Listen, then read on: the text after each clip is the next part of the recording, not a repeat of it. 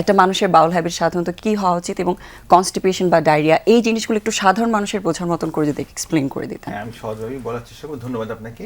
প্রথমে আমি ধন্যবাদ দিতে চাই আসলে আমাদের আবু সাইদ, যে শহীদ বলবো আমি, তার সাথে প্রায় যে আমরা বলে থাকি যে প্রায় 500 জন মারা গিয়েছেন, কি মতান্তরে 1000-এর বেশি মারা গিয়েছেন।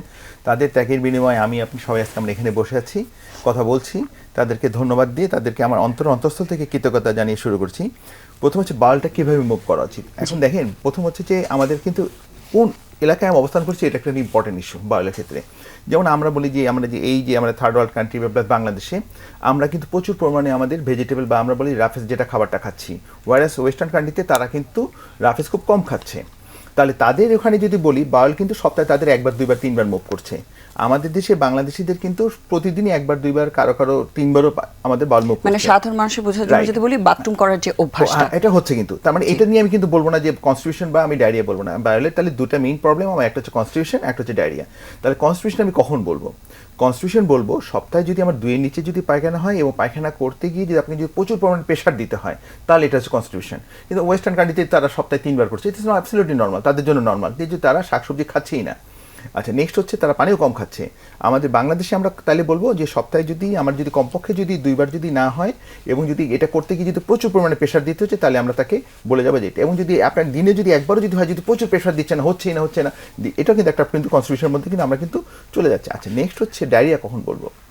আমি বলবো যখন যে যদি দিনে যদি 2বারের বেশি হচ্ছে এবং এটা যদি একটু যদি সেমি সলিড বা যদি ফর্ম না হয় স্টুলটা, তখন আমরা তাকে আসলে ডায়রিয়া বলি।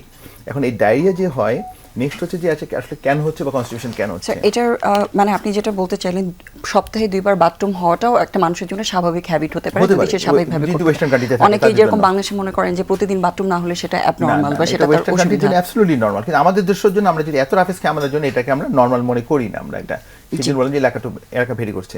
এখন হচ্ছে যে বাউলটাকে আমি শুরু করি একটু পাতলাটা দিয়ে শুরু করি। এখন এই পাতলা পায়খানা যেটা হচ্ছে, আমাকে একটু খেয়াল করতে হবে পাতলা পায়খানা যে কেন হচ্ছে। তাহলে কেন হচ্ছে, আমি যদি প্রচুর পরিমাণে পানি খাই, প্রচুর পরিমাণে শাকসবজি খাই, আমার পায়খানাটা একটু কিন্তু নরম হতে পারে। আমি যদি এটা কোনো প্রবলেম না হয়, তাহলে এটা কোনো প্রবলেম নাই।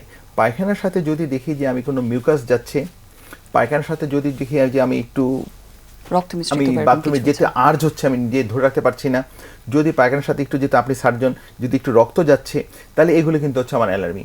সাথে আমি যদি মনে করি যে হ্যাঁ আমার একটা ওয়েট লস হয়ে যাচ্ছে, আমি অথবা যদি পেটের বা শরীরের পেটে যদি কোনো একটা চাকা আমি অনুভব করি, হ্যাঁ, তাহলে এই জিনিসগুলো কিন্তু অ্যালার্মিং। যদি মনে করি আমি স্বাভাবিক খাওয়া দাওয়া করছি, আমার খাওয়া দাওয়ার কোনো সমস্যা নাই, কিন্তু হঠাৎ করে আমার খাওয়ার রুচিটা নষ্ট হয়ে যাচ্ছে, যে আমি খাচ্ছি কিন্তু আমি আগের মতো মজা পাচ্ছি না, খাওয়ার রুচিটা চলে যাচ্ছে, এটা কিন্তু একটা অ্যালার্মিং সাইন। এটাকে আমরা বলি রেড ফ্ল্যাগ সাইন বলি আমরা। তারপরে আমি খাচ্ছি কিন্তু আমার কিন্তু ওয়েট কমে যাচ্ছে, তার মানে কিন্তু এটা কিন্তু আমার অ্যালার্মিং। তাহলে এই যে পাতলা পায়খানা যেগুলো হয়, এটার কিন্তু কারণ হচ্ছে আমরা কিন্তু কনফাইন আমরা ধরে নিই যে এটা কনফাইন ইউজুয়ালি টু দ্য বাউল। এই বাউলের মধ্যে কোনো প্রবলেম হলেই কিন্তু পাতলা পায়খানা হয়।